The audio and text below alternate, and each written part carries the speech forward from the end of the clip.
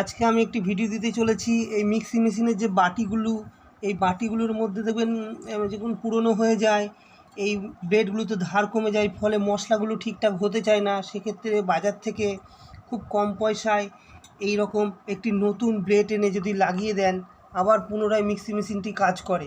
এই ব্লেডটি দেখুন আমি কিভাবে ফিট করছি।